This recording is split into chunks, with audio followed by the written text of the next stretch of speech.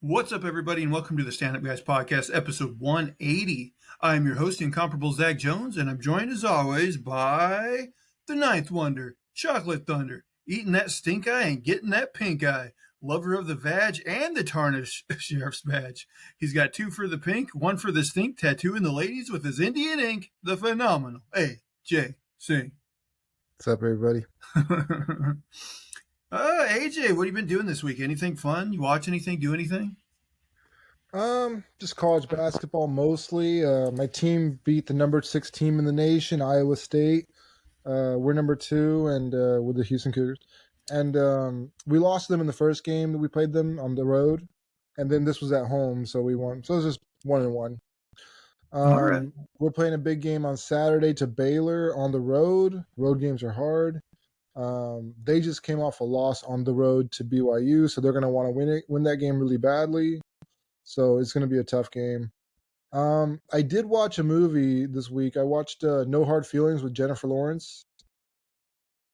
Oh, is that the one where she agrees to date some young kid or something? Yeah. She's supposed to bang him for a car, and obviously things change and whatever, hijinks ensue. So it was an all right movie. Just all right. Yeah, it wasn't great. What was that on, Netflix or something? Yeah. I kind of remember seeing a trailer for that. I was surprised that Jennifer Lawrence was in it, but it just didn't seem like her kind of movie because she usually does more Oscar bait type of movies. Yeah. I mean, she got to play a kind of a grimy kind of person, kind of meh, not usually a not so great person, I guess, is what I was saying. But overall, it wasn't super funny or anything. No, not really. Yeah, it wasn't great, man. I wouldn't recommend it. I did watch. I also watched Neighbors with what's his name? Seth Rogen. Seth Rogen. Yeah. And it had Dave Franco and that guy from High School Musical. Zac Efron. Zac Efron, yeah. I saw that movie too, but years ago, so I don't remember it super well. It seems like it was okay. Yeah, it was okay. It wasn't bad. It was better than No Hard Feelings, that's for sure. Okay. Yeah, it wasn't bad. I want to say I even saw the sequel to Neighbors, but yeah, I haven't seen that one yet. I don't really remember them that well. What do you think of so compared to, you don't remember them that well at all? No, it's been many, many years since I watched them. Okay. It seems like I think they were similar in quality, though. All right. I started lifting weights this week. Oh my God. If you haven't lifted weights in a long time, it is so painful. So I lifted on Sunday, and then the next day I was sore, and then Tuesday I was really sore, and then today I kind of got a little bit better, and I lifted again today because I heard you could work through the soreness as long as you give yourself 72 hours to heal. And so I did it again today. I'm still sore from the first time, and I imagine I'm going to be really bad tomorrow and the day after. So, and I got to go bowling on Saturday. So I don't know how that's going to go. It is crazy. I haven't lifted weights in a long time, but I remember exactly what you're talking about. It's you work out, and then for the next several days, your body is so sore. You got that acid buildup or whatever, and it's man, how does I don't even understand why your body is designed that way. It seems like a bad system. Yeah, right. I don't get it either. I even had. I heard it's acid buildup or something. Your body. Yeah, exactly. I think is it lactic acid, something like that? I think so. Yeah. And I do go jogging often, so I heard so I'm walking around the house. I'm trying to circulate the blood. Maybe that'll help. I'm drinking a lot of water. So I heard all that stuff helps. And I'm going to go jogging. I went jogging yesterday, 6 miles, and I'm going to go jogging Friday, 6 miles.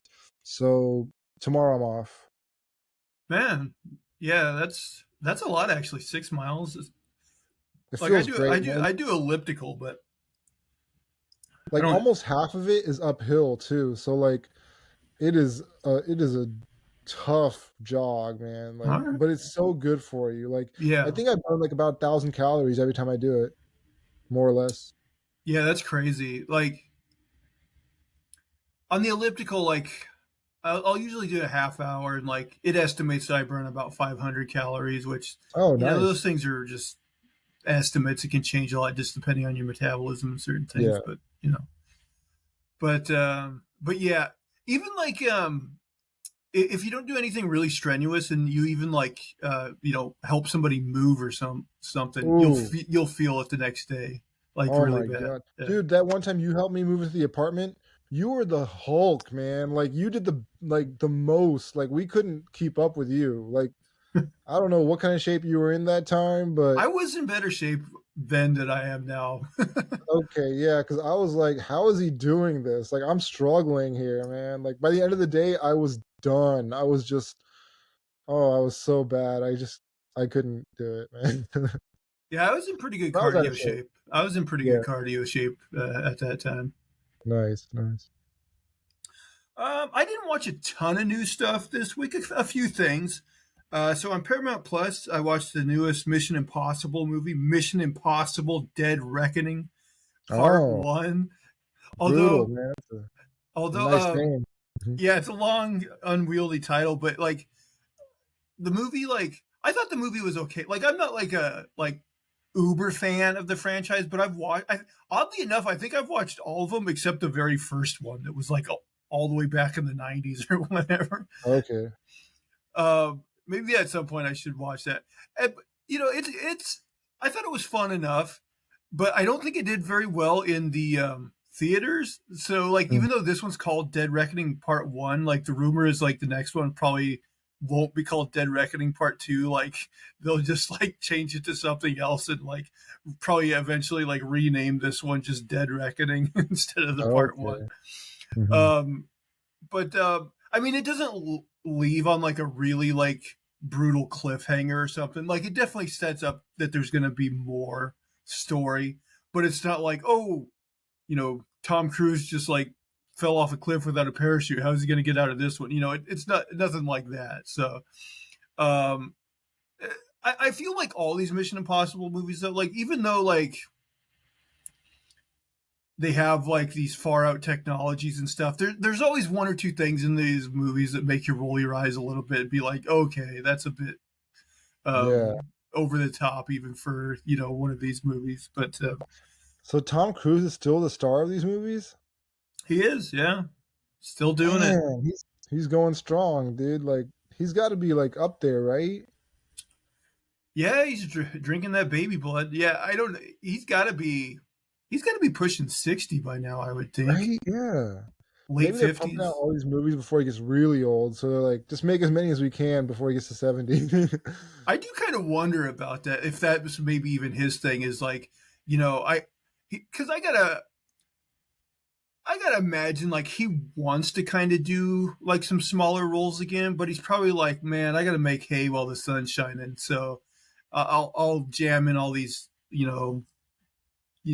action movies while I'm still young enough to do them. He's got to be worth like a fortune. I don't know why he needs the money. Like, I think him, Robert Downey Jr., like Keanu Reeves. I know Keanu Reeves, like he doesn't even seem like he's worth a fortune like that, but he's worth over $400 million.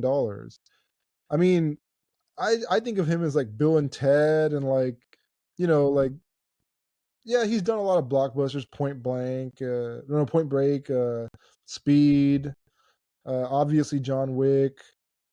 He did that 47 Ronin movie.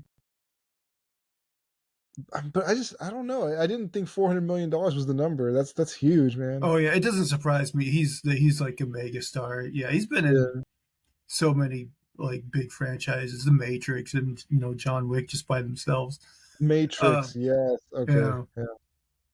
but yeah, Tom Cruise. I mean, I gotta hand it to him. Like, the only bad thing about Tom Cruise is like he's the one propping up Scientology, which is like this like terrible cult, this Cult, terrible yeah. thing to anyone who dares try to leave the, you know, Like how powerful are they? Like the government can't even investigate missing people in their organization. it's pretty crazy. And like from what I understand too, they've bought up like a huge amount of properties to the point where Mm. like people are like, what are they doing with these properties? You know what I mean? And Yeah, I it's think the interesting. Mormon church is like that too. Like they have a ton of money like saved up.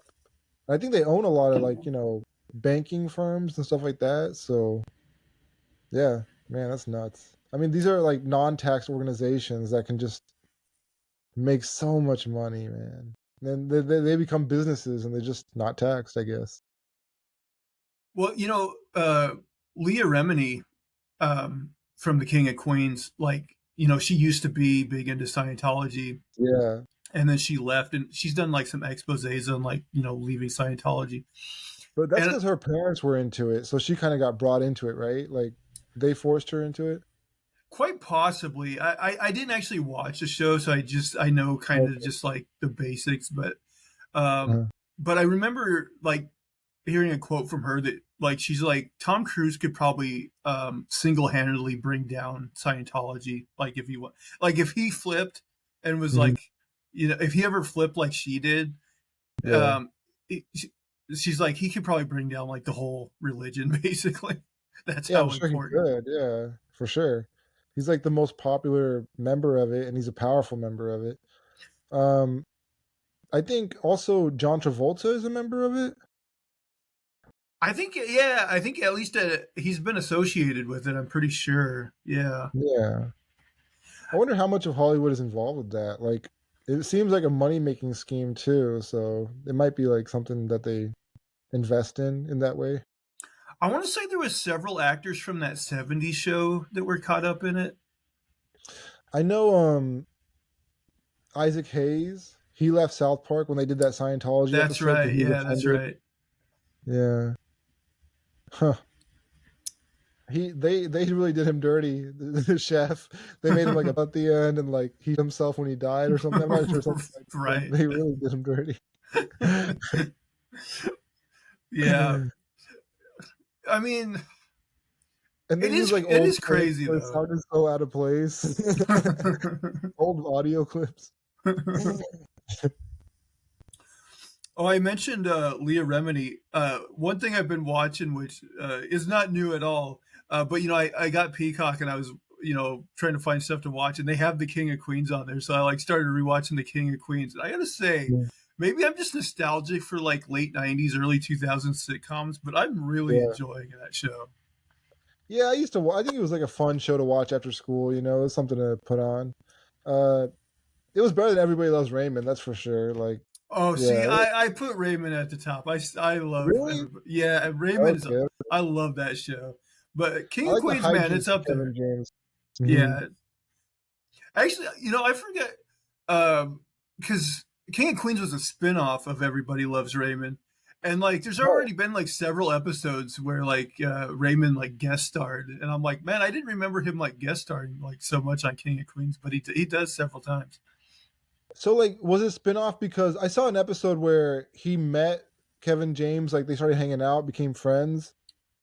Did it Yeah, spin off from that? so I believe there's an episode of Everybody Loves Raymond where maybe Kevin James is his like UPS man or something like that, Mhm. and then yeah, eventually like the King of Oh, Queens okay. spin off from there. Oh, I didn't know that. Okay. I thought it was just a crossover episode. I didn't realize it was a spin-off. Okay. Well, I don't know if at that point like they had like his whole name and character and stuff worked out, because on actually in the first King of Queen episodes where Ray guest stars, like that's where they first meet. So like I don't know exactly, Oh, okay. Yeah, yeah. Makes sense. but yeah, it spun off from there. But yeah, really fun show. I'm really enjoying it. I've had so Rewatching. many like comfort shows throughout the years. Like, I'd watch after school and stuff. It used to be like Cheers when I was younger. Gilligan's Island was a favorite when I was really young. Um, there was a time where it was like I think Becker was one of them. There were so many shows like TGIF shows, like Full Oh House, Family Matters, of course. yeah, Step by Step was okay, I thought. right. Yeah, we watched Um, that. Yeah. uh, let's see. There was also New Girl that was more recent. I like that show a lot too when I was younger, like in my 20s. Um, there was a time when I was in my early 20s, like I think I was like 21 or something, I'm not sure, but I used to watch maybe 20, 23, 24. I watched Zach and Cody a lot. for some reason. Like, I think a lot of people did. It was just a show that everybody. I used to watch it with my friends who were also in their 20s. Oh, really? Yeah, I gotta Yeah, admit, I missed out on the the Zach and Cody era. the hijinks of those two brothers. Yeah.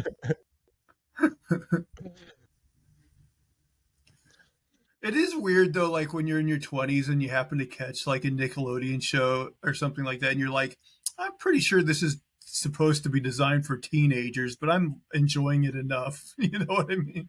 Yeah, I also watched Drake and Josh around that time period also. Like I think it was just a nostalgia thing because I grew up watching like, Are You Afraid of the Dark and like that slime show, whatever it was. I watched a lot of Nickelodeon and some Disney when I was a kid, so like, it was just nostalgic, I guess. remember I, that I Nick? feel weird watching it now though. Remember that Nickelodeon show Guts, where they like competed, like Is that the in, one I'm talking with the slime? Did they slime you at the end? there might have been slime on that one, but I just remember they had that like Oh, wall that. Guts. Guts is where they did it outside. They had the competitions outside, right? Yeah, and they had like the aggro crag or whatever they called that thing. Yeah. Yeah, yeah, Those seem so fun. yeah. Uh, And then there I was always what was wanted it? to. Was it Double Dare? They slime people on Oh, there. that's what it was. Yeah, that was Double Yeah, Dare. Yeah. With yeah. Mark Stone. As kids, man, we watched the hell out of those shows.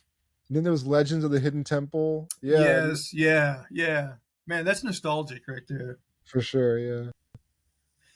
I also on Peacock watched Oppenheimer, Okay. which it's kind of I feel exactly like I knew I would feel about it, which is it's from a technical perspective like very well done. It's like it's Christopher Nolan, so it's well directed. All the acting's good, but at the same time, it's like one of those one and done movies. Like it's nothing I would ever watch twice. It's I watched it and I Mm. was like, yeah, that was a fair movie, but I don't know, but biopics have just never been really my thing. Even the well done ones like this, I'm like, yeah, once is enough. Yeah, I hear you. I haven't even been interested in watching it to be honest. Like, it just seems like it'd be a boring movie about one guy, his struggle, and like I guess creating a bomb that's very destructive and maybe goes against his beliefs or something. Am I on point? I don't even know the synopsis of the movie, but is that similar to what it is? But that's basically it. And like, listen, the movie's like 3 hours long, Oof, yeah, and for the most part, it's just scenes of people talking in rooms.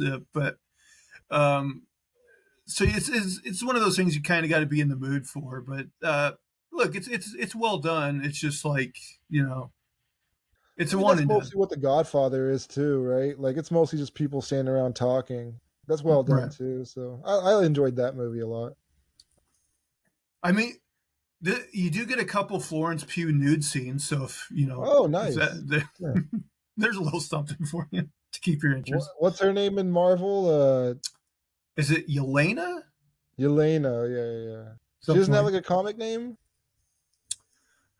I believe in the comic books she becomes White Widow, but I don't know if Okay. in the MCU I don't know if they've referred to her as that No, yet. not yet. I don't think. Yeah, the White Widow being nude.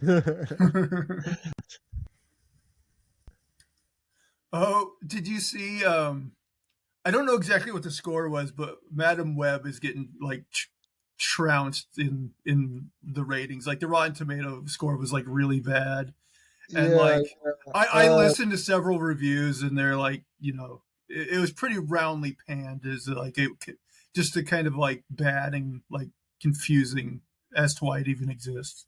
Yeah, we were dead on with how this would go, man. I think everybody knew though in the first place. The same director who directed Morbius and every crappy movie that's come out, like I mean, this guy's been really tearing it up with bad movies, and he did this one too. Well, Actually, he got the job for this one before Morbius even released, so you Well, know. actually, the director is a woman that I think only directed television before, but the script apparently was Oh written yeah, by yeah, like the same writer as Morbius. yeah. So That guy sucks, man. How's he still working? You know, it's very perplexing to me because, like, uh, well, I will say, in fairness, writing in movies is very uneven because, like, the same guy that wrote Batman and Robin, like, wrote A Beautiful Mind. So, like, there is a big Yeah, disparity but this in guy's writing. consistently bad. That's the thing, is like, they just had, you know, a flop. I think Morbius was pretty much a flop. And so they know, like, this guy's not doing well as Yeah. writing these things. And I don't know. It's just, I sometimes swear that studios do not put a premium on writing like they should. It feels like, and I heard there were a lot of rewrites too. Like Dakota Johnson said, she can't even talk about it, but it was massively rewritten, and like there were so many changes made to this movie by studio execs and stuff. I That's what I hate heard too. studio Yeah. execs, man. They are the worst. Like they will destroy their own products so badly, and I don't understand what the logic is. Like, maybe it's to like be more family friendly. They think they're appealing to more people or whatever the case is, but they end up making so many bad decisions, man. Well, one of the big problems is like people in those positions, like, no matter what, they have to give notes because otherwise it's like they're not doing their job.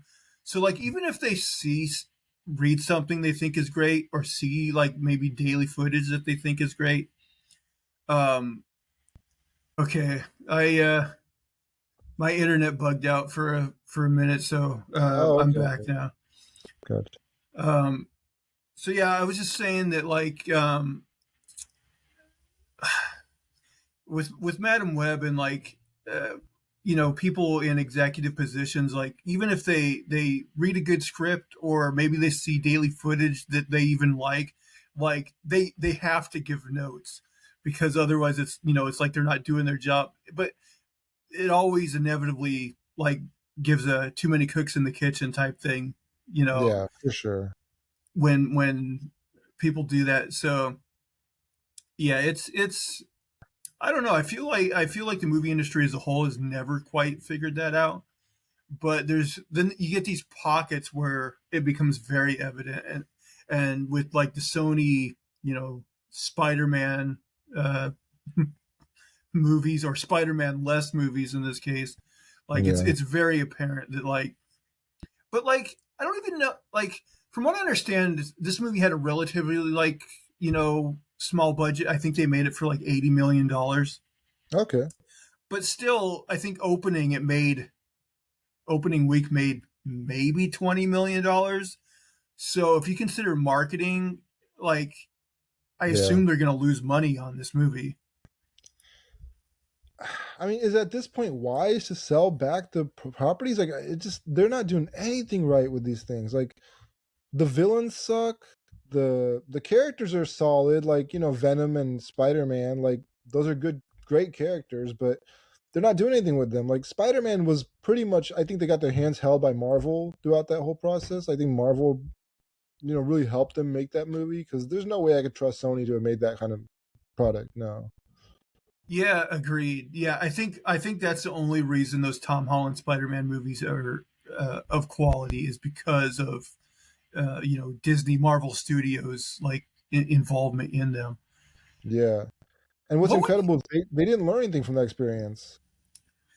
Let me ask you something. If you were in Sony's shoes right now, and you just see over and over again, like, these movies, like, I guess the Venom movies made money, but critically they weren't well received. Yeah. Like, let's say that Craven ends up being another flop. Like, that would be three in a row: Morbius, Madam Web, Craven. If you're Sony, like, what would you do? Like, would you try a reboot with, like, a different, like, non Tom Holland Spider Man, and be like, you know,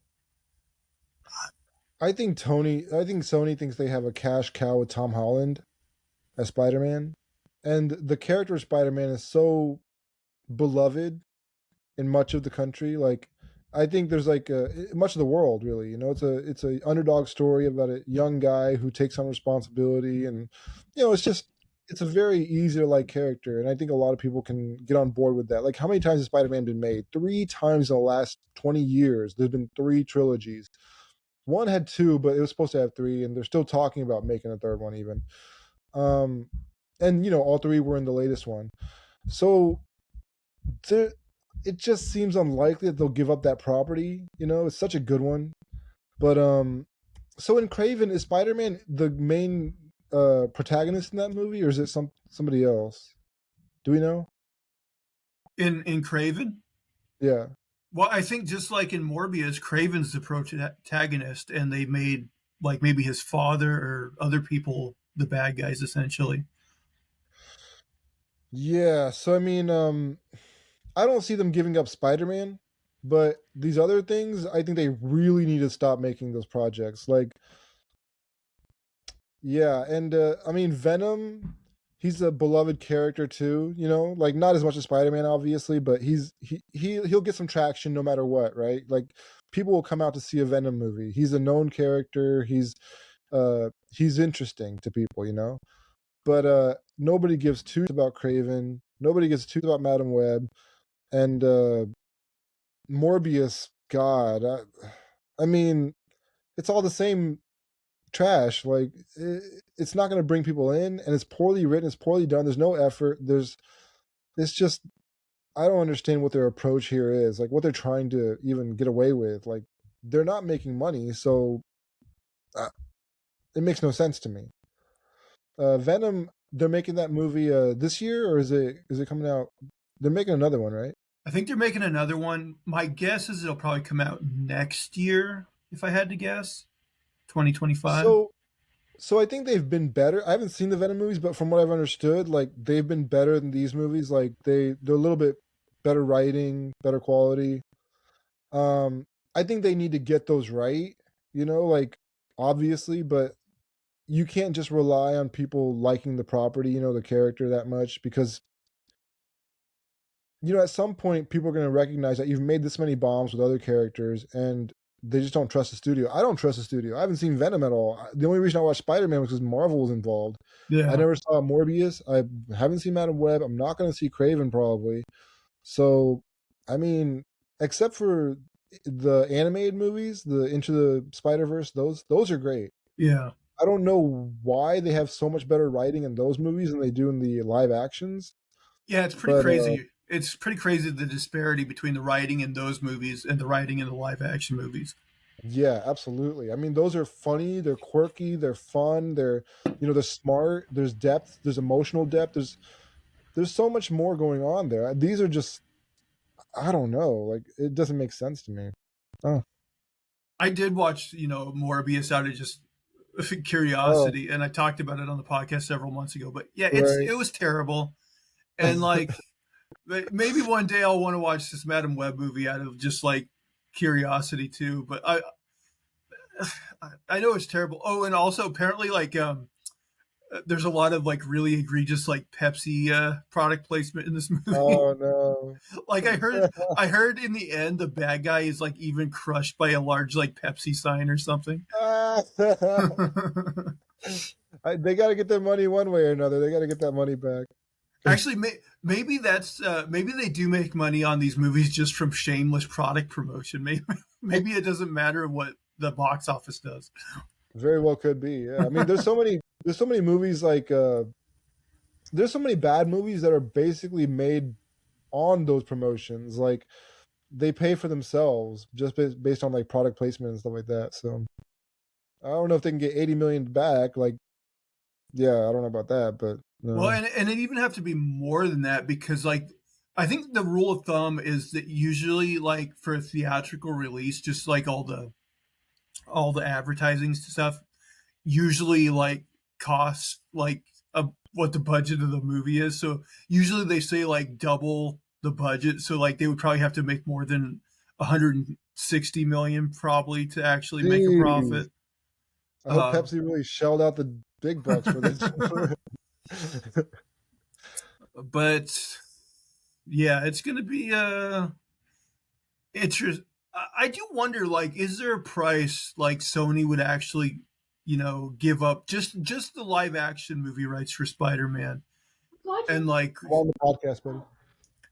I wonder if Disney would even like agree to that, just like depending on how much it is, I guess. I mean, I don't think Disney's clamoring to get back like Craven and Madam Web and Morbius, but Spider-Man, I know they want. They definitely want Spider. And they probably want Venom too. So I think they should take the money. Like Sony could sell it back for a lot of money. Yeah. Yeah, I mean, I would think so. I mean, Disney bought Star Wars for like 4 billion, which actually seemed cheap to me at the time, and still kind Yeah. of does, looking at how much Star Wars makes. So I don't know if it would be worth that amount, but or, and maybe even Sony could make a deal where like we'll sell Disney like all the like live action like you know publishing rights for the Spider-Man stuff, but maybe they still get like some sort of percentage of royalties, like depending on how the movie does and stuff like that. Yeah. Um, Again, I don't know if Disney would go for a deal like that, but it just seems to me like there's got to be a price that could get this done. I gotta go back. I don't mean to shit on Madam Web as a character, because she's kind of intriguing, but not on her own. Like she's part of a bigger Spider-Man story. You know, so I think in that sense, Sony or Marvel could definitely use her in that sense. Like part of the Spider Verse. But and she's probably the most intriguing out of the three characters that I mentioned. But yeah, this whole standalone movie thing, I don't think it works. Well, and the other thing is track record, because like if the let's say the MCU did have the rights to all the Spider-Man characters, if Mhm. they put out a Madam Web movie, like I wouldn't be like chomping at the bit to see it, but I Yeah, would see it, yeah, that's true. and I would at least know that there would be a chance that it would be good. Yeah. Yeah, that's true. I trust Marvel to do better with that project. Yeah, for sure, by far. I trust DC to do a lot better with any project than Sony's been doing. I would be okay like if they did sell the live action rights to Disney, of them just like never referencing like any of these characters again. Yeah, Although they did kind of do just an after credits thing. Like remember Tom Hardy was in the after credits of Spider-Man No Way Home. yeah. I feel like A- Sony forced that one. and Michael Keaton's Vulture character was in the post Morbius. Morbius post credits, and Yeah, it made That- no that's just sense. It that's made just no Sony pretending that they're part of the Marvel Cinematic Universe, though. That's just Sony acting like, oh, we're part of this. We're all connected. You should watch us too. And that I think they also pull that stunt with these actors too, because like these people think they're part of the Marvel Cinematic Universe, and then they realize that they're not. Even Dakota Johnson realized that this movie, Madam Web, isn't even part of the Sony Cinematic Universe or whatever you want to call it. Like it's in a different era, a different time period, and it's its own project. yeah. Oh, Ugh. AJ, there was a bit of casting news this week. Did you see that the Fantastic Four, they all got cast? Yeah, Pedro Pascal is Mr. Fantastic. Yeah, Reed He's so Richards much did. more likable than any other Mr. Fantastic I've seen in live action, except for what's his name from Wanda, that Multiverse of Madness. What's his name? Oh, John Krasinski. John Krasinski. Yeah, I forgot about that cameo. But he was just as a cameo. Pedro Yeah. Pascal is a fun guy to watch. He's charismatic. Uh, yeah, I'm a fan. I'll enjoy watching him. You know what? I like Pedro Pascal, but I think he's almost a victim of his own success, where now he's in so many things that I'm like, okay, I'd kind of like to see someone else. That's true. You can get over you can oversaturate the market with your work, and I think a lot of actors go through that, and they have to take a break for a while. Like Maybe we can expect them to. he is a great actor, and I'm sure he'll do a good job in the role. But yeah, I just like I Yeah, saw him in The Last of Us, like he's the Mandalorian. Mandalorian, um, and he's been in like a lot of Game other of stuff like Thrones. games. Yeah, and I don't know. Yeah, he's just one of those guys that I've seen a lot lately, and I'm like, okay, maybe we could let some other people have a crack at it. But he's a Yeah, good I hear you. actor. Yeah, And then Vanessa Kirby, who I've only seen in like a couple right. things. Like actually, She she was was in James Gunn's Mission wife, right? Impossible. What? Is she James Gunn's wife? No, Oh, okay, okay. Then no. I she's the one who was in that movie with The Rock, right? Uh, Hobbs and Hobbs and Shaw. Shaw. Yeah, she was in there, and she was also in this Mission Impossible: Dead Reckoning movie that I watched. Oh, okay, I she's gonna think have to those. fake an accent, huh? What's that? She's gonna have to fake an American accent then, right? Yeah, I'm guessing she's British, right? I think I think so. so. Um, and then the other two actors, I'm not super familiar with. One of them is a guy from like the last season of Stranger Things. I think he played Eddie. Oh, right. Yeah, he was a really big. People loved him in that show. Yeah, but I think that's the only thing I've ever seen him Yeah, I've in. never seen anything else. I Yeah. think. And then the other guy is that's playing the Thing. He's in that show The Bear, which is very popular, but I haven't actually seen that show. Is he like the main chef, that young guy? No, no, he's a different guy. But he was also, I guess, in the oddly enough in the John Barenthal Punisher show. I guess he played Micro. The I don't know. Yeah, I have to look him up. he was like the guy that like helped him out or whatever, and like was estranged from his like wife or whatever, and was like spying on his own family or whatever. And Hmm. then he also, I know you didn't watch it, but he played a part on Andor season 1. So like Oh, I've seen him in a couple things, but like he's gotten much bigger because of The Bear. One of these days I should watch The Bear because everybody says it's great. I just haven't sat down and watched it. yeah, I gotta check it out too. It's on Hulu, so it's there. Yeah. But I have to imagine like he'll be in the first Fantastic Four movie somewhat as himself, but then once the Yeah, transformation takes place, then he's just going to be the Thing, the yeah. voice. Did you ever? I saw like a breakdown of. I guess I saw clips or something of that Fantastic Four movie that was never released. Oh, the Roger Corman Yeah, one. that's hilarious, man. That movie is hilarious. There's also like a 90s or like 80s Captain America movie. And the time before CGI, they couldn't do anything with those characters. Like that was not a good time for superhero movies. They really wanted to make them, but geez, they couldn't do shit with those guys. Yeah, I've never actually watched any of those, but like you were saying, I have seen like stills from them, and yeah, Yeah. they look just hideous and awful. And like they're like running down the street in an alley or something. It's nothing like as grand or cinematic as we see with these movies Right? Yeah, they all look now. terrible. Yeah. Uh, Well, I think the Roger Corman thing was like a rights thing where it was like, if you don't start shooting within a week, you're going to lose the rights to do this. And right, so that's it's what it like, was. Yeah, so it's they like, never intended to release it.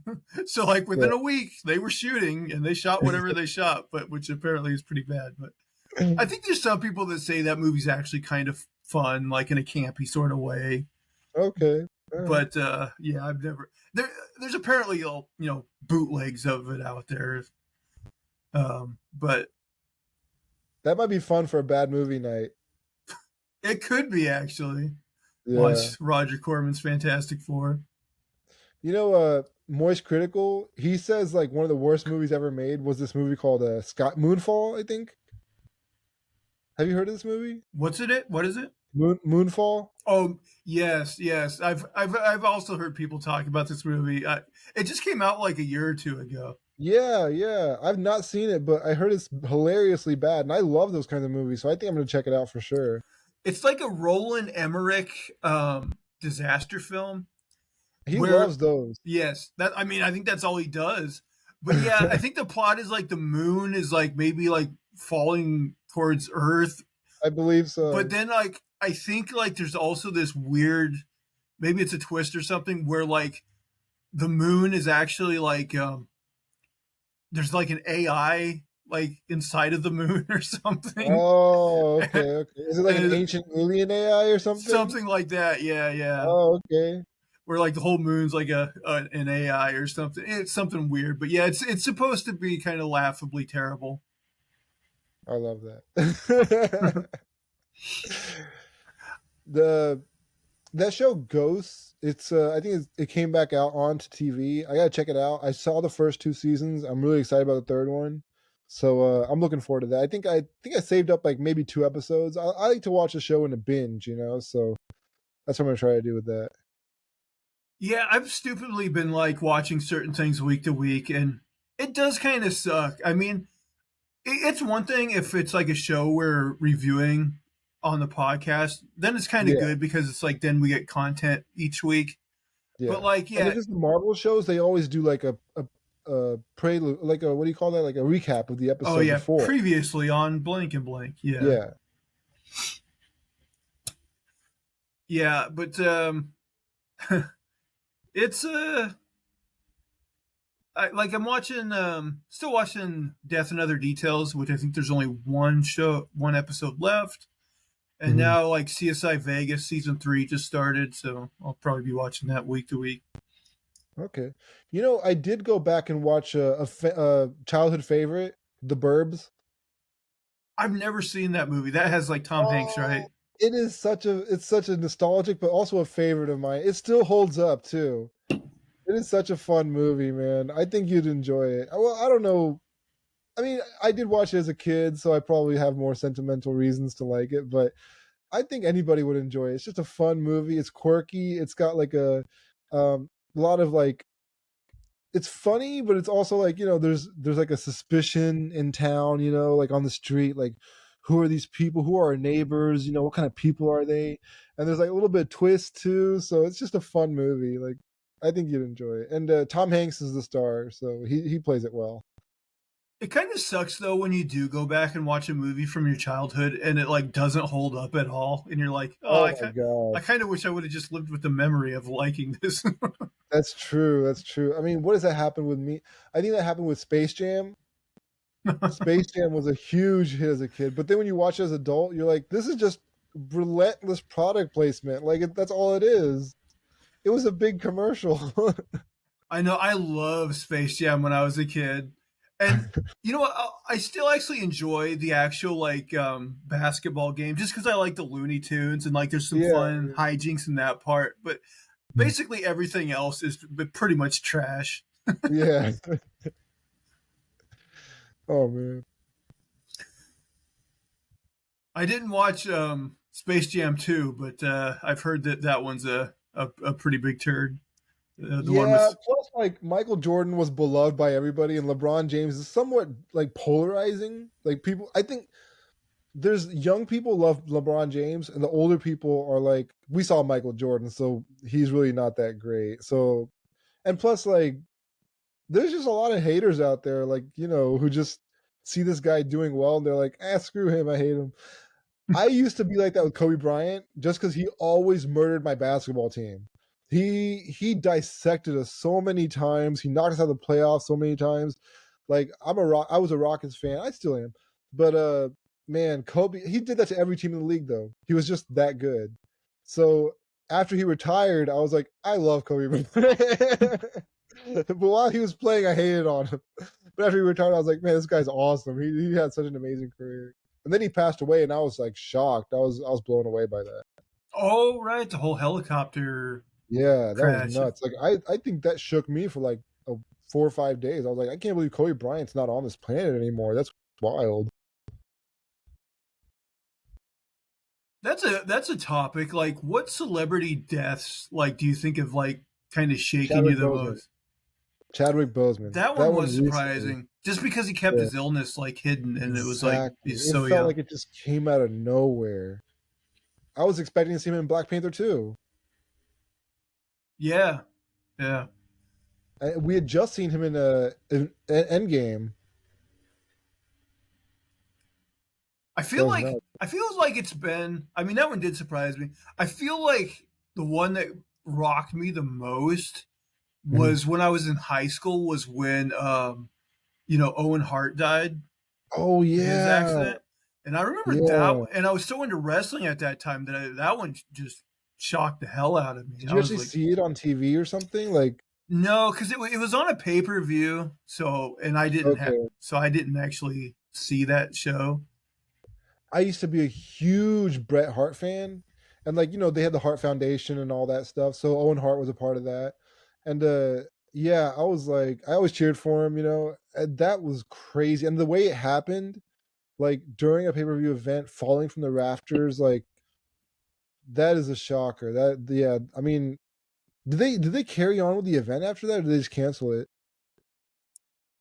I I think they did finish the event.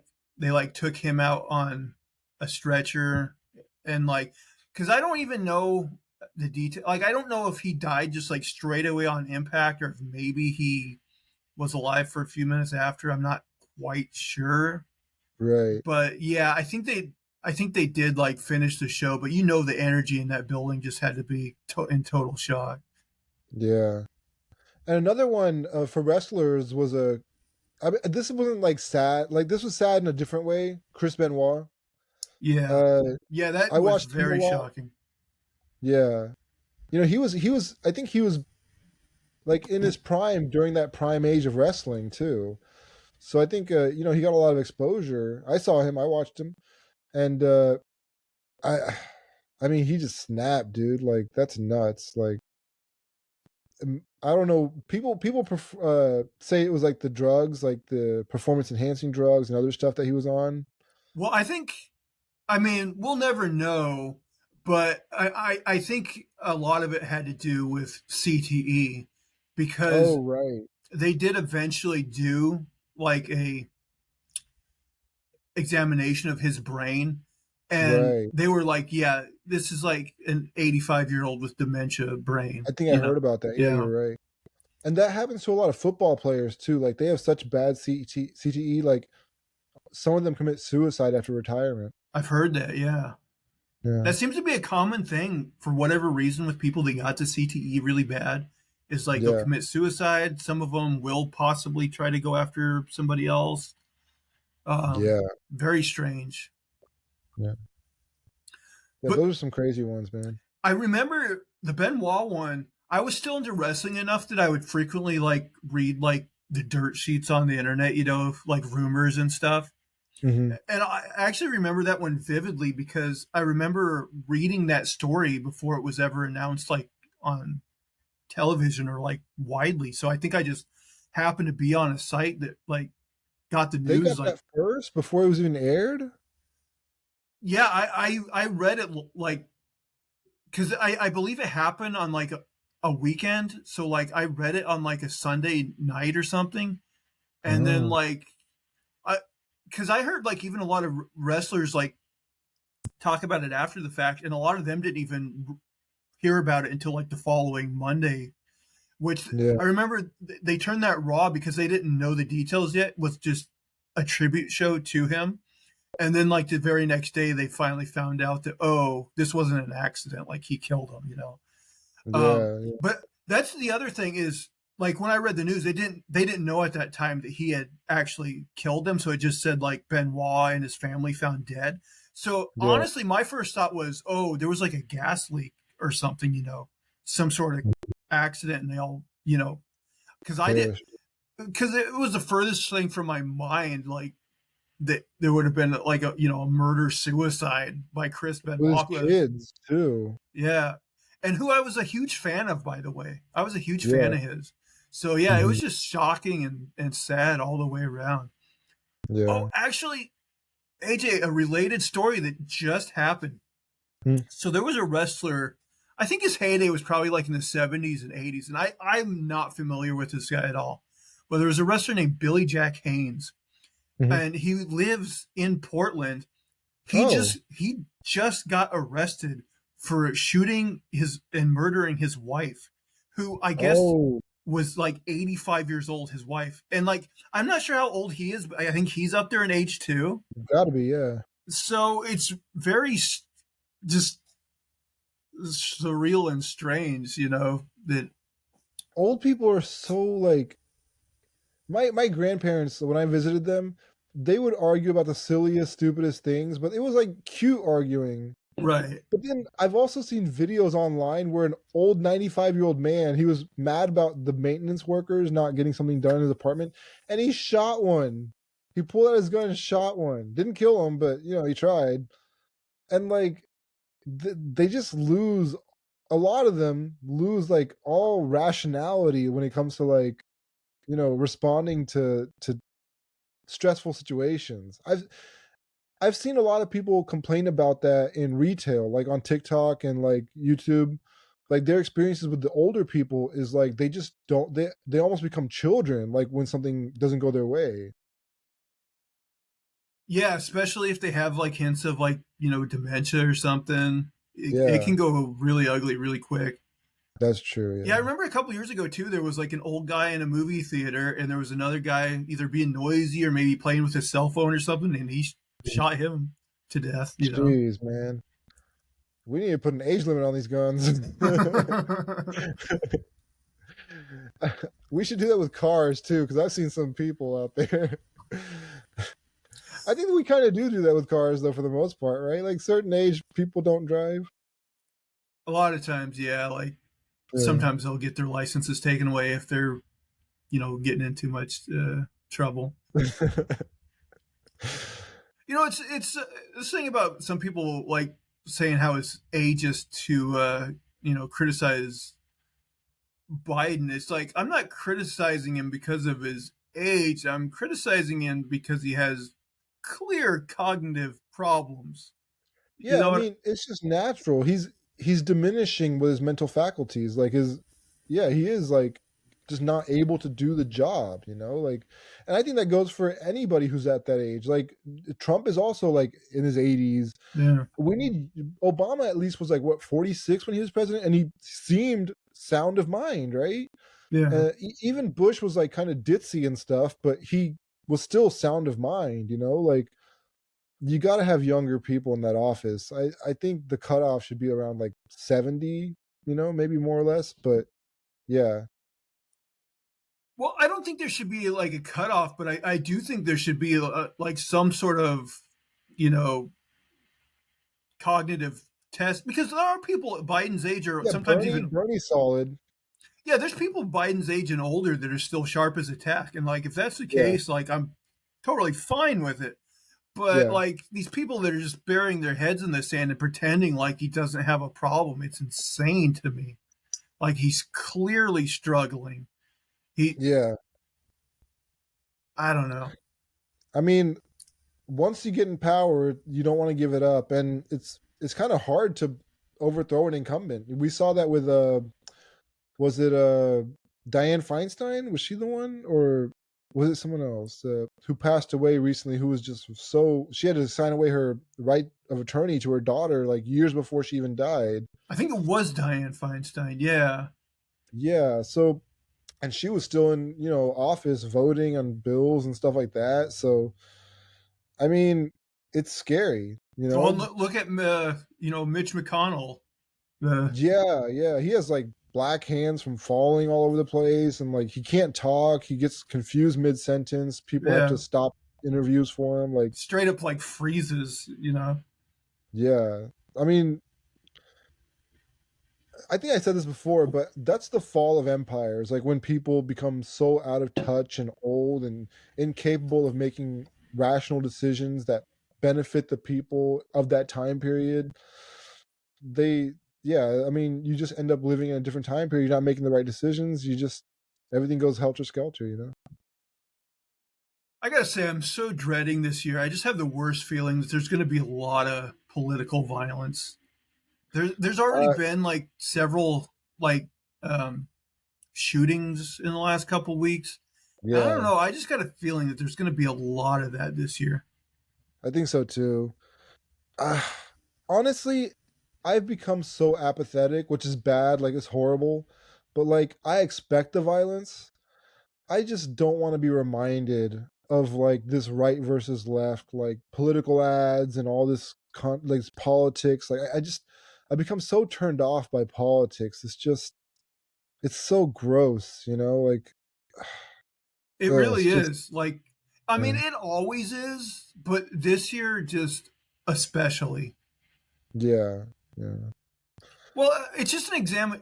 It's just you can tell how corrupt the system is when these two guys are running, and like one of them's an obvious pathological liar and just terrible person, yeah, and the other one, like we said, is so in cognitive decline that nobody wants him there, but he's there, and it's yeah. just I don't know.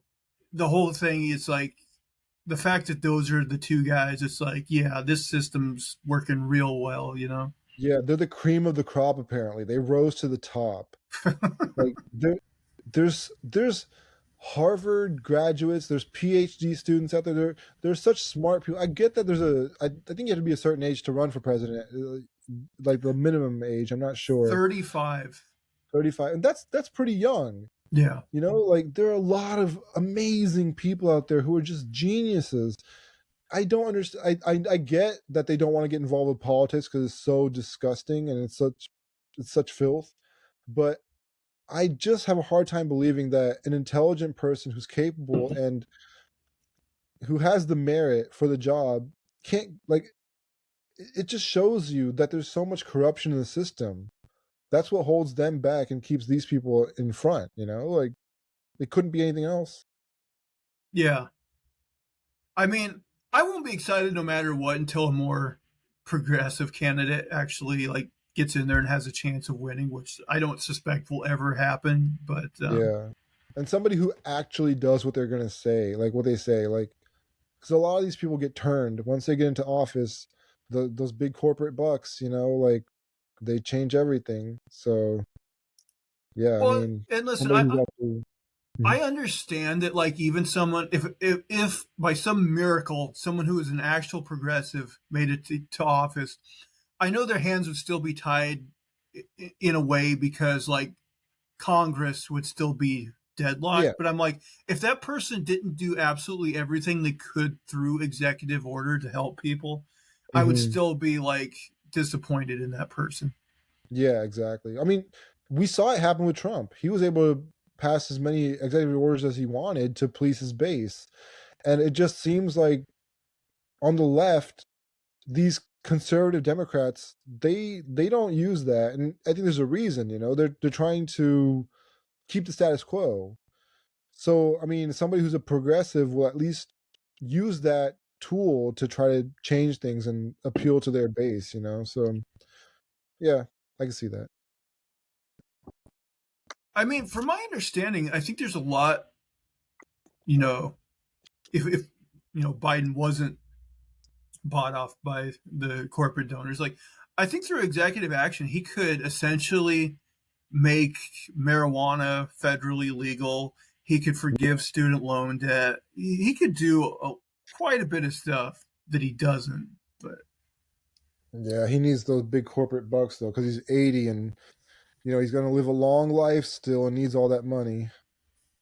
And so do all those old ass Democrats. And the funny thing is, like, they're already able to make insider trading, you know, investments like that based on their like primary, like, what do you call that? Like when somebody has proprietary knowledge, right? Like so, like they have the first scoop on you know what investment is a good investment. What company they're the ones in like allowing these companies to have a leg up. You know, like they'll allow this firm to have like a deal with the government to explore the ocean for oil or whatever the deal is. You know, and they can find out like if they've struck anything or if there's any oil there. So like they can make these investments firsthand. You know, and they already make millions off of those. I don't understand. Like, how much do you need? You know, how much? How? There's no limit to how greedy people get. Like, yeah, I don't know. Like, I think once you have something, they just want more. That's all it is. Like, look at Marjorie Taylor Greene. She was in office for like 2, 3 years, and she went from like having couple 100,000, to $41 million. Or is that Lauren Boebert? Is one of them. And like it just shows you can make that money so easily, so quickly in that office. And you don't need to be selling out at 80. There's no reason that you need to be selling out at 80. You should have made all that money by then. You have power, you have money, you're good to go. Yeah, there really is no limit for people because I think they get to thinking like, oh, even if I have enough money for my lifetime, now I get a chance to make generational wealth so that Yeah. my grandchildren's grandchildren can be rich, and create this It always dynasty. escalates. It always Yeah. they're like, I need to buy three more. I need to buy a house in the Hamptons. I need to buy a house in Malibu. I need to buy a house here. I need a yacht. Like it's always something. A plane. I often think about that because, like, even if I, won some sort of lottery and became rich, like don't get me wrong, like I'd have a nice house, I'd probably have a few nice things, but I wouldn't go like overboard crazy. There's a recent lottery winner.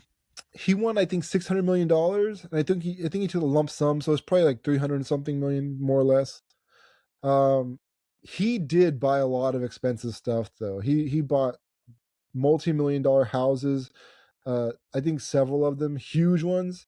Worth like, I think 30, 40 million one, and then like a few million the other. And then I think he's buying like more than two properties. One was for his parents, so I understand that. One was for himself. I understand that.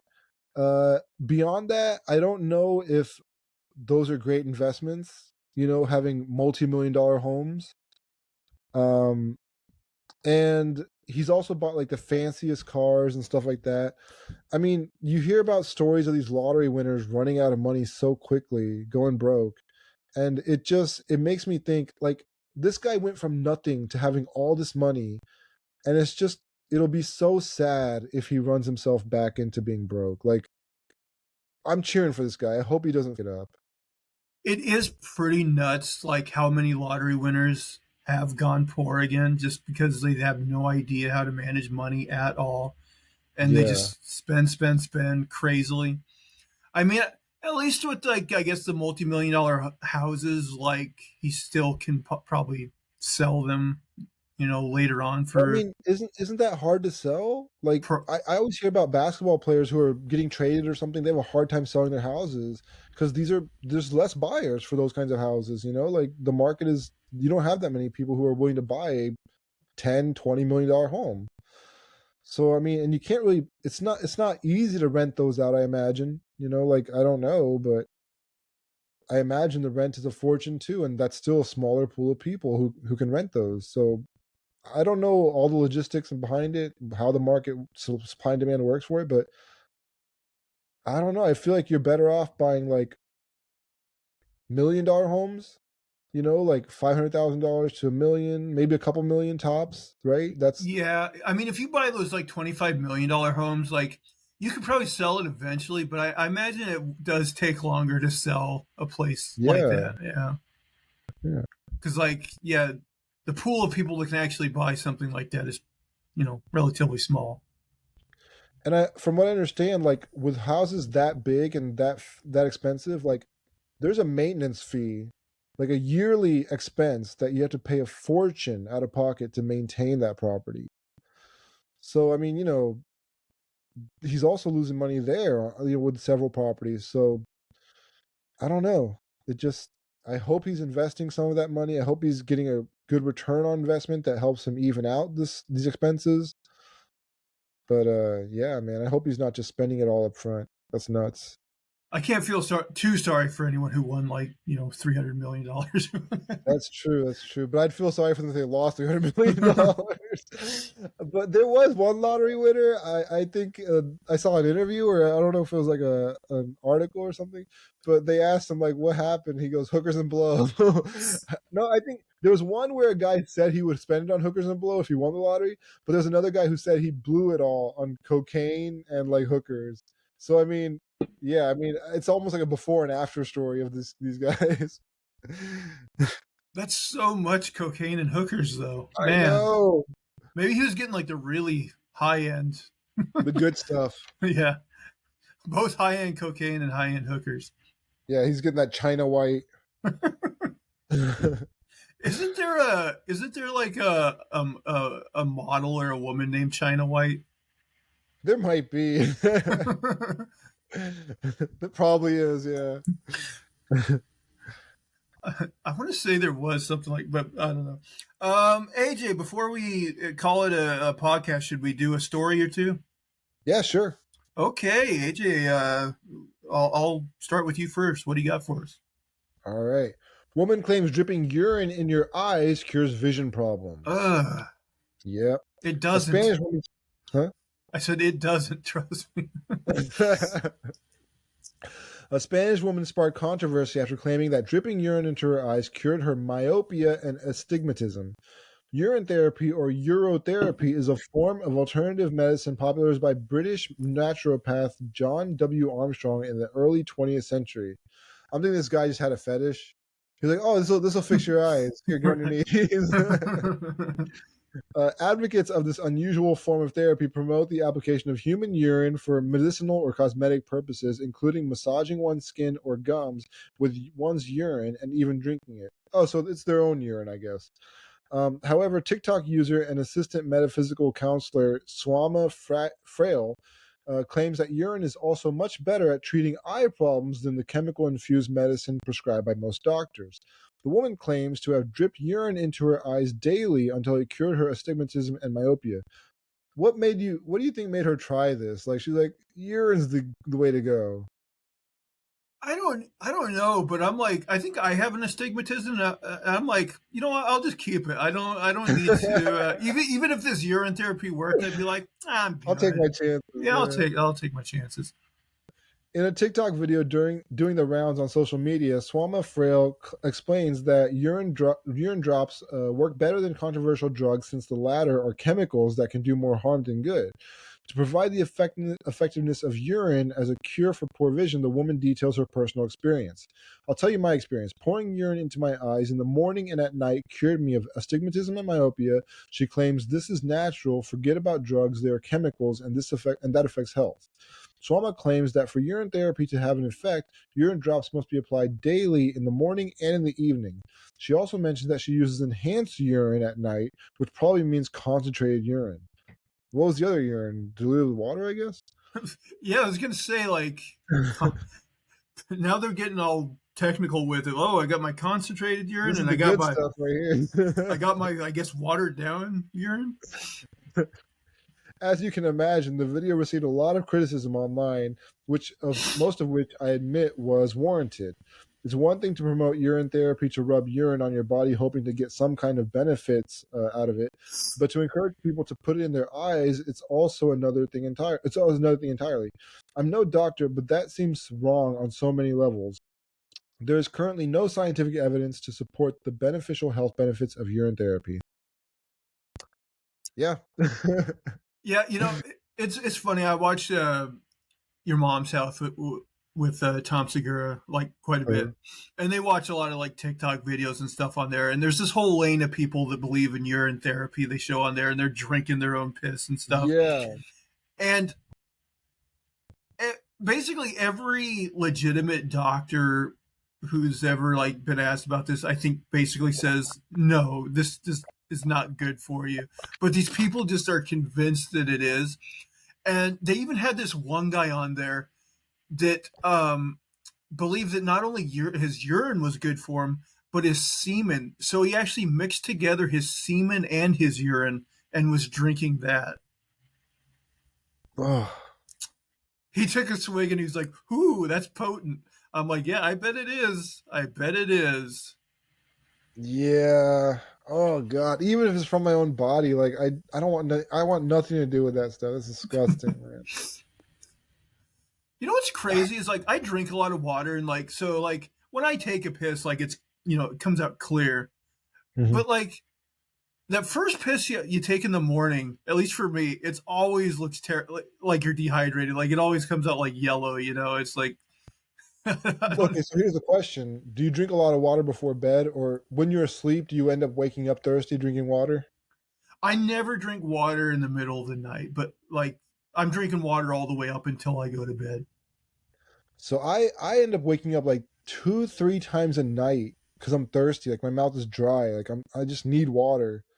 So I have a water bottle by my bed, and I'm constantly drinking. I finished the whole bottle during the night, like a big bottle, Oh, wow. Yeah, maybe like that's a not liter. me. Yeah. So I wake up feeling fine in that sense, but man, it sucks to get so thirsty at night. I don't know why I do it.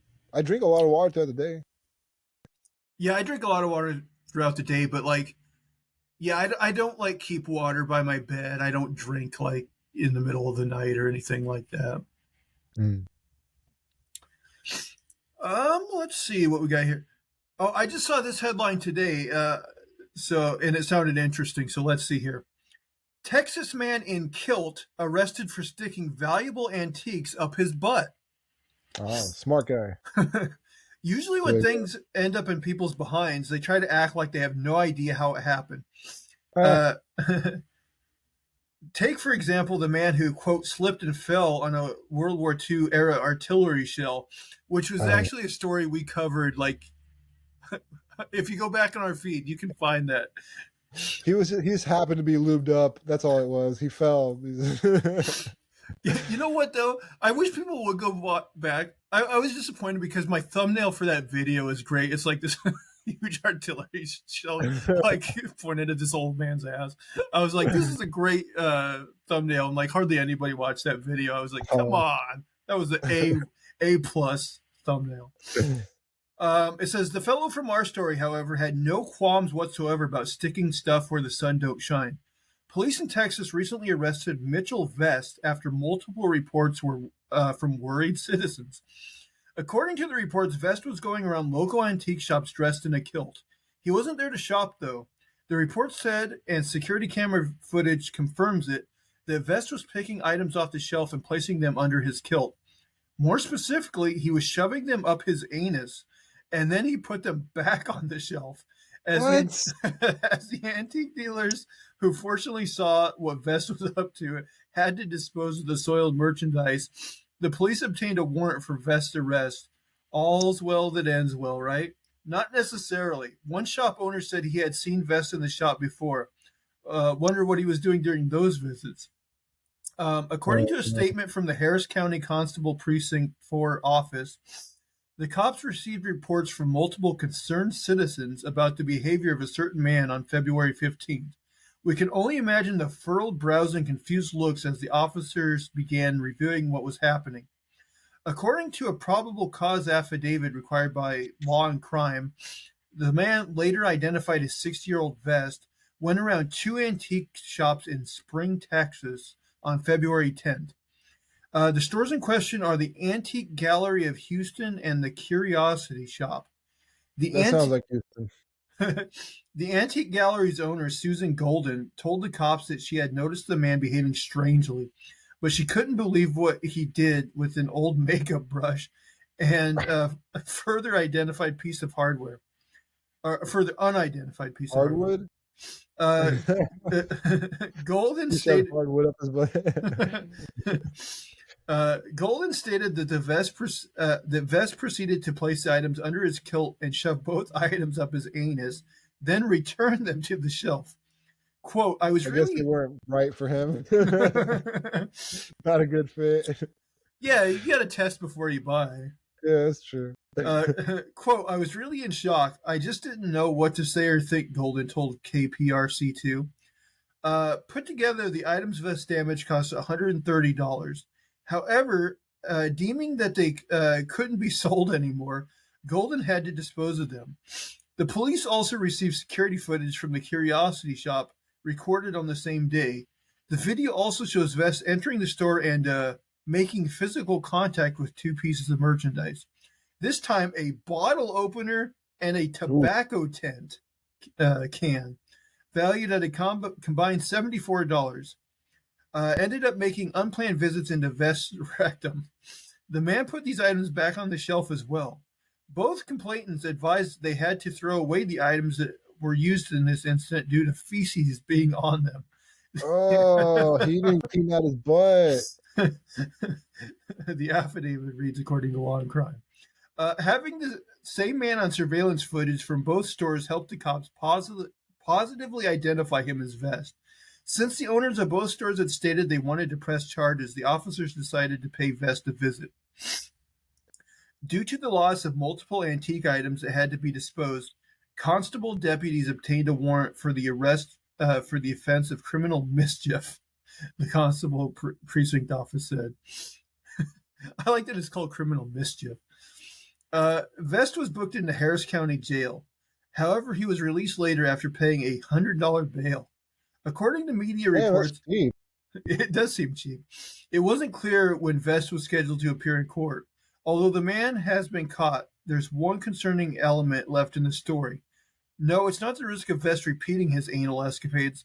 It's a chance that that he has done them before without anyone realizing it. According to Golden from the Antique Gallery, she definitely believes she has personally seen Vest in the store before. Additionally, she claims the store's employees have certainly seen him and that he spent hours shopping in the store. Was he shopping Oh, or was he slipping another item under his kilt? If so, how many and have they been sold to other people since? We may never know. oh my God. His traveling. Well, some antique people they do like a little bit of like patina on the old stuff. so, so maybe it was a selling point for some things. How's he doing this without lube? Like maybe he is lubing them up. I don't know. That's Yeah, I guess he could go in pre-lubed, yeah. possibly. Um, No, because look, okay, when you take a like your butthole clenches up quickly. Like it doesn't just like stay open for a while. So I mean, he must have to reopen that thing and like I don't this I strikes don't me think of a guy who maybe doesn't like lube, who maybe likes to go in raw. that's what it sounds like. Yeah. I think he likes to challenge. And judging by some of the items he was putting up there, I think he definitely challenged himself. I do wonder though, after this guy was arrested, if like the antique store, like the manager of the antique store is probably like, okay, guys, go around and sniff every object. Yeah, like if there's a way to like test for fecal matter that's like maybe light based or something, like UV light or something, I don't know. Like I'd definitely apply that tactic. That It'd be funny if there was a thing like that and they did that and like every item glowed. he's been that source several times, so it's very possible. He's like, this guy's been at it for years. He put everything in his ass. Put the face in his ass. How'd he do it? Oh my god. Here, You know, anything that you can imagine happening has happened, I imagine. Like that's what I think. Anything that you can't with people, anything that they could have done, they've done at some point in history. man, I was just listening to a podcast today, and it's a comedy podcast, but the guy will occasionally do stories kind of like the ones we do, and he just did Mhm. one today where a guy, like the flat type of like watch type batteries. Mhm. The guy put a bunch of them in his urethra, like in his penis, and it basically caused like his penis tissue to go like necrotic and like it'd be like it said he had like tar like discharges. I might have covered the story on the podcast. I'm not sure, Oh, but possibly. It sounds like it's something we do. Uh geez, like the logic. Was he trying to destroy his penis? Like, was that the thing? well, apparently there's this whole lane of guys who like to do this thing called sounding, which is like putting things in your penis. And I don't know how that could possibly appeal to anybody. It's a sexual thing? Yeah, I think so. I mean, I don't know why else they would do it. There's so many things I don't understand about people. Like, even, yeah, like, even anal. Like, I don't understand that, to be honest. And that's like a pretty common form of, sexuality and stuff. But, shoving things up your penis, like, Ugh. I don't know. I don't get it. Yeah, as a guy, it just this sounds But you know so. what? 10 years from now, that's going to be the big fad. That's going to be the thing that everybody. Right now, it's eating ass, which is nuts to me. What the like? Oh, But according to all my intros for you, you're into it. but like, would you ever was that on the menu for you at all, like sexually? Like if a 10 asked you to do that, you know? Here's the thing. I would need certain assurances going in, and if any of those were violated, I think we'd have to just break up. Yeah, yeah, I can see that. Yeah. Like Oof. I guess it Too is much my risk of a poop. duty to please that booty, I guess. But at the same time, I am very poo averse. So like, man, she would have to be super hot, and there would, like I said, there would have to be certain ironclad assurances made. Yeah. Yeah. Um I will say though, it is surprising how that is like taken off as a thing. that is nuts. But I'm telling you, it's going to be something in 10 years from now. It's going to be sounding. It's going to be that. I don't know. I have a hard time thinking that one's gonna take off. I think that's a very niche thing.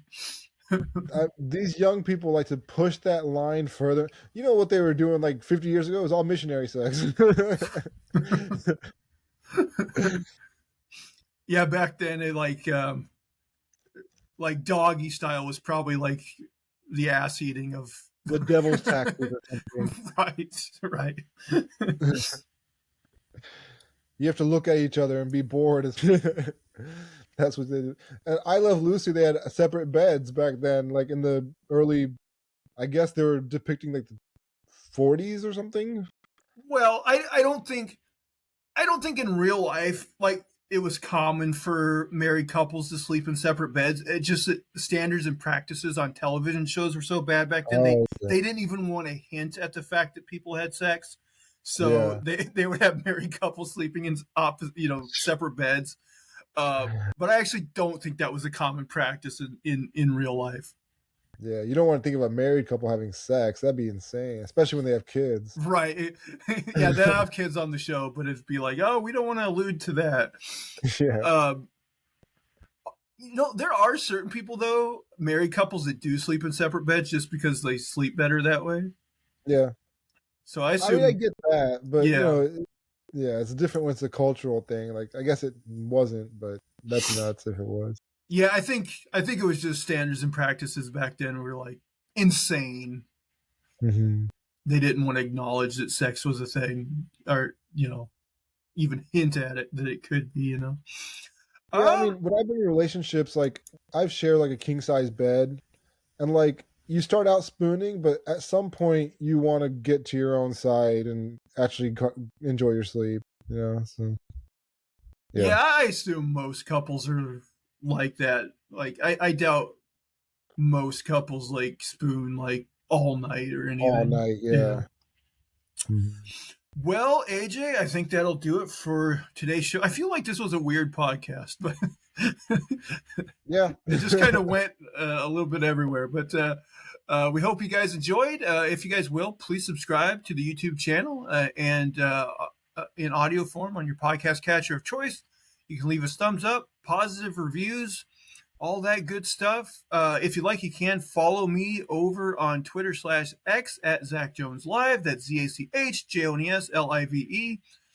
AJ, for whatever reason, I keep getting bot follows on Twitter. I think it's got to be an Elon Musk thing. I don't know. I never got robot followers like this before. But if you want to be a real life follower of me, feel free. It boosts your numbers, makes you look Yeah, more credible. that's So yeah. true. It makes me look a little more credible. I get all these Yeah. robot followers. Anyway, I think that will do it for all of our shenanigans and poppycock this week. Please, please, please tune in again next week. Bye, guys. Take care.